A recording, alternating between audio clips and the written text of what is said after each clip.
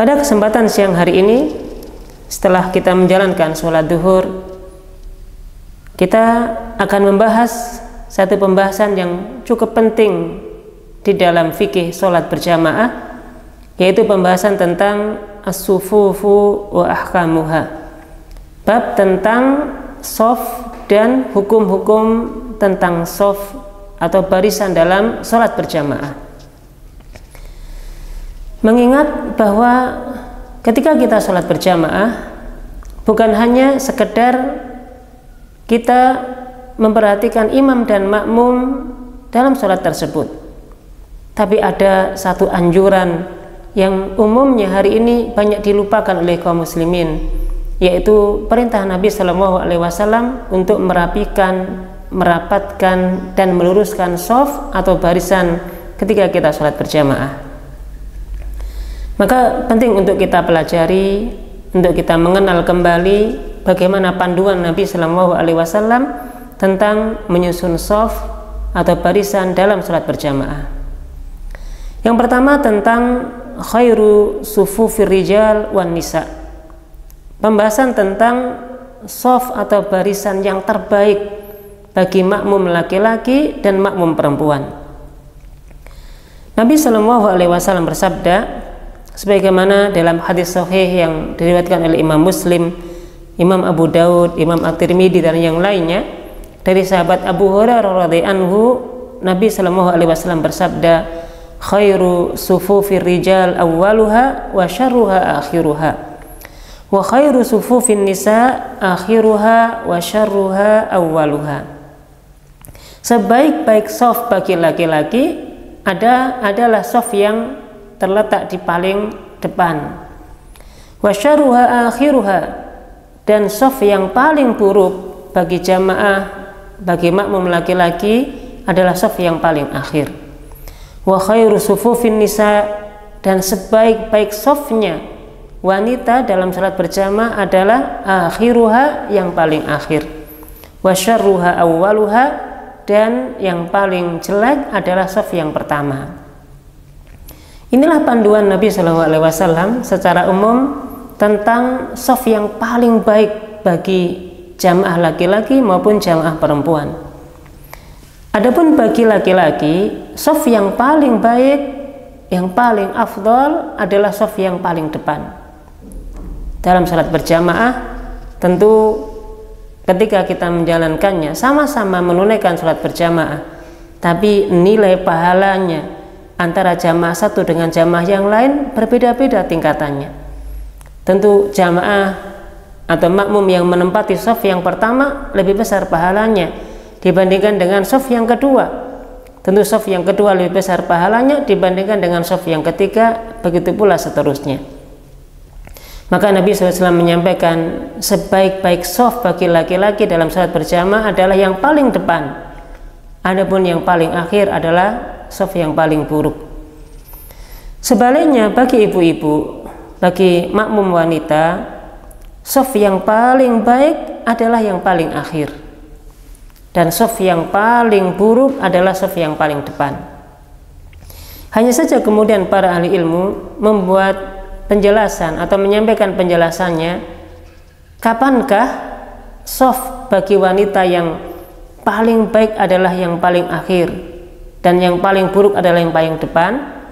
Tentu kalau kemudian sholat dalam kondisi bercampur antara laki-laki dengan perempuan tanpa ada pembatasnya, tanpa ada pemisahnya, jamaah laki-laki dan jamaah perempuan, maka kalau kemudian dalam satu masjid bercampur baur antara jamaah laki-laki dengan jamaah perempuan tanpa pembatas, shaf laki-laki di depan, kemudian di belakangnya ada shaf wanita, maka shaf yang tanpa batas inilah yang menyebabkan shaf yang paling awal bagi jamaah wanita tersebut adalah shaf yang paling buruk. Adapun shaf yang paling akhir adalah shaf yang paling baik. Tetapi jika di dalam masjid ketika diselenggarakan sholat berjamaah dan ada pembatas mana tempat untuk jamaah laki-laki dan mana jamaah untuk perempuan, ada pembatasnya, terhindar dari ikhtilat, ya, bercampur baurnya sholat berjamaah tersebut, maka kembali kepada umuman hadis bahwasanya sebaik-baik shaf adalah shaf yang paling depan, termasuk juga untuk jamaah wanita.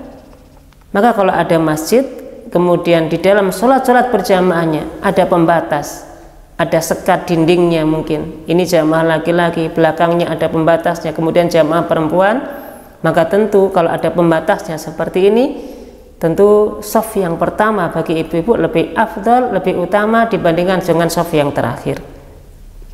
Dan ini berdasarkan keumuman dalil, sebagaimana Nabi SAW sampaikan, innallaha wa malaikatahu yusalluna ala sufufil awwal, bahwasanya Allah Subhanahu wa taala dan para malaikatnya mendoakan para kaum muslimin yang sholat berjamaah di shaf yang pertama.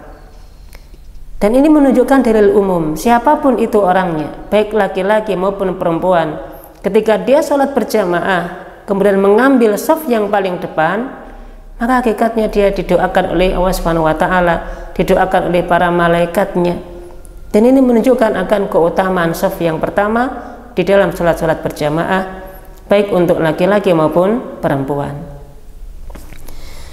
Kemudian yang kedua, ma'asyiral muslimin, a'azzani Allah wa iyyakum, pembahasan tentang fadlus shaffi al-awwal, keutamaan shaf yang pertama.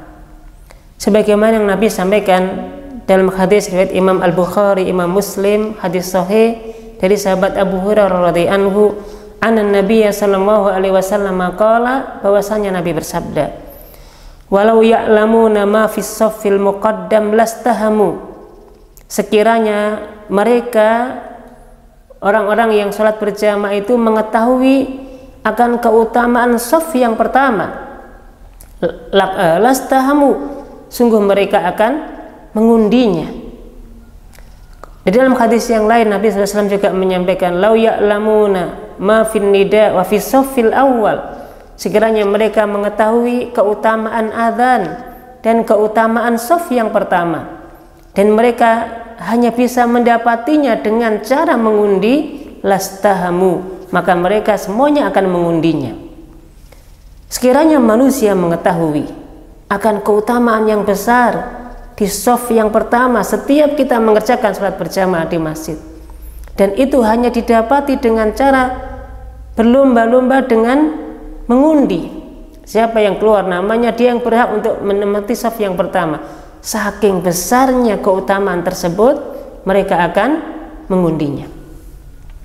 Itulah sebabnya kita sebisa mungkin, kalaulah kemudian kita sholat berjamaah, kita berlomba-lomba untuk mendapatkan shaf yang pertama di dalam sholat berjamaah, karena memang shaf yang pertama punya keutamaan yang lebih dibandingkan dengan shaf-shaf yang berikutnya.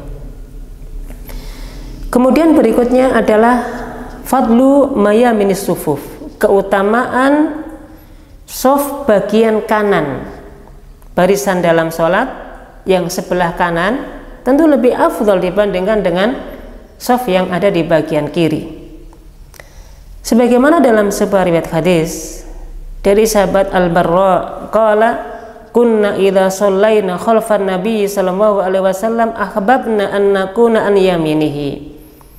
Sahabat Al-Bara pernah menceritakan, kami kalau sholat bersama dengan Nabi Sallallahu Alaihi Wasallam, sholat berjamaah di belakang Nabi Sallallahu Alaihi Wasallam, ahbabna an nakuna an yaminihi, kami sangat senang kalau mengambil posisi barisan di sebelah kanan Nabi Sallallahu Alaihi Wasallam. Kemudian di antara alasannya kenapa dulu sahabat senang sekali, bahkan berlomba-lomba untuk mendapatkan shaf yang sebelah kanan, karena hakikatnya ketika Nabi Sallallahu Alaihi Wasallam salam, kemudian nanti Nabi menghadap kepada para sahabat, maka tentu yang akan dilihat pertama kali Nabi Sallallahu Alaihi Wasallam adalah shaf yang sebelah kanan beliau. Maka dulu para sahabat senang sekali kalau sholat berjamaah mendapatkan shaf yang sebelah kanan, terutama di shaf yang pertama. Karena di shaf yang pertama sebelah kanan inilah adalah shaf atau tempat yang pertama kali Nabi SAW akan lihat selepas beliau salam, pada saat Nabi menghadap kepada para sahabat ketika sholat berjamaah. Kemudian dalam hadis Nabi yang lain dari Aisyah radhiyallahu anha, innallaha wa malaikatahu yusalluna ala mayaminis sufuf. Sesungguhnya Allah Subhanahu wa taala dan para malaikatnya yusalluna ala mayaminis sufuf. Mereka semuanya, yakni Allah Subhanahu wa taala dan para malaikatnya, mendoakan kebaikan, mendoakan keberkahan, keselamatan ala mayaminis sufuf, kepada orang-orang yang salat berjamaah yang mengambil shaf sebelah kanan. Untuk itu maka tempat yang paling utama yang semestinya dijadikan rebutan oleh kaum muslimin ketika sholat berjamaah adalah shaf yang pertama dan shaf yang sebelah kanan, bagian kanan. Masyarul muslimin, ya, tentu dengan dalil-dalil ini kita mendapati akan keutamaan yang besar, bukan hanya sekedar kita menunaikan sholat berjamaah, tapi kemudian kita merebut, ya, atau mungkin berusaha untuk mendapatkan shaf-shaf terbaik di dalam sholat berjamaah kita tiap harinya.